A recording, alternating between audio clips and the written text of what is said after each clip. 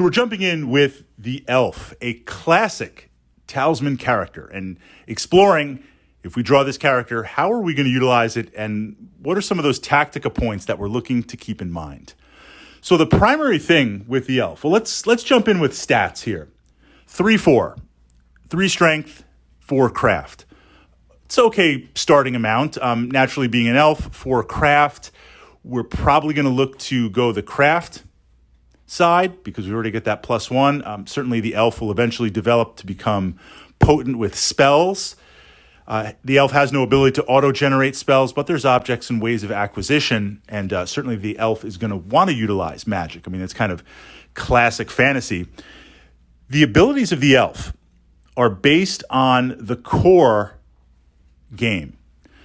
The elf is a core character. So anytime you're just playing core Talisman, just the primary board, even if you're mixing in some of the small box expansions like the Reaper, the elf is going to have some interesting tactica. You're going to have some good stuff to utilize the elf. If you're playing with the sideboard expansions like the city and the highlands and the dungeon, the elf's potency, it's not as powerful because you're not going to be able to utilize the elf in those areas, whether you pursue another character or you choose to go into those areas, where the other characters in the game, most of them are able to function in all of the areas.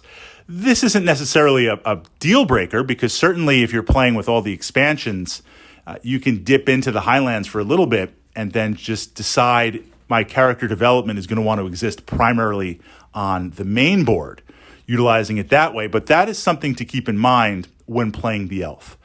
So the elf's characteristics here, you don't have to roll in the forest.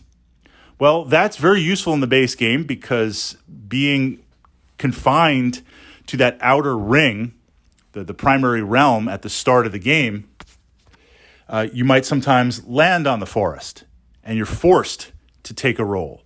And that can have consequences with delays and fights and things like that.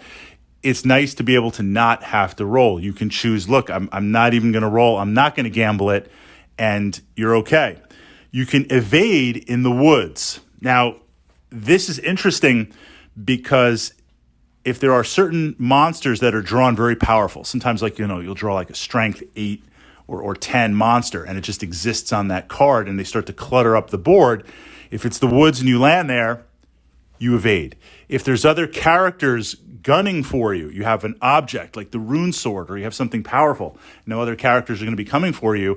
If you can stay in the woods, you can kind of permanently evade them. You're only really susceptible to magic. So we've got a little bit of stealth in there, which situationally can be a lot more useful than it regularly appears. And on the woods, you can move to the woods. I guess some sort of secret passage. This is very useful for getting around the board to pick up objects when things happen. And Talisman, when things happen, look, if you've played a couple of games, you've been there or you've seen it.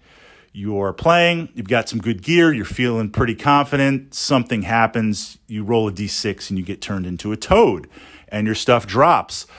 All of a sudden, everyone's trying to pick up all your gear, or a character dies, or examples would be the Pool of Life or certain events in Talisman where it's place this card down on this space and place life tokens, strength tokens, craft tokens, spells, gold, all sorts of stuff like that. To be able to suddenly bounce over to that side or hang out on that side, that's kind of useful. So there's a lot of evade and mobility built into the elf, which we're going to look to utilize to pick up the cards we want, to fight the characters we want, to evade the characters that we want. Likewise, elf could kind of turn into a mini assassin here, moving between the woods and attacking a character on the other side, utilizing that perspective. There is potency in that. But the main thing is, once you add those big box expansions, which I tend to play with, my group tends to play with, and certainly the digital version is very fun to play with it because they're all in play and you don't have to manage the cards or set things up, and the game does all that for you.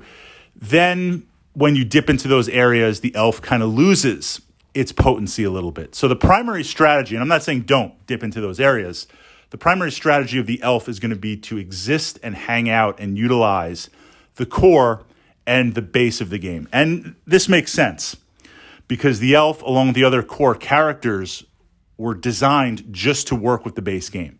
That's not to say they're not compatible with the expansions, but we see the exact opposite with some of the expansion characters in that they're really geared up towards the theme of that expansion. And if that expansion is in play with certain cards, that's where they excel. So you're naturally going to look to use those tactics and those strategies. So it's not to say that the elf isn't out of place, but it's more of a stealth movement type manipulation than straight up combat or manipulating your dice, adding to your dice with that D6.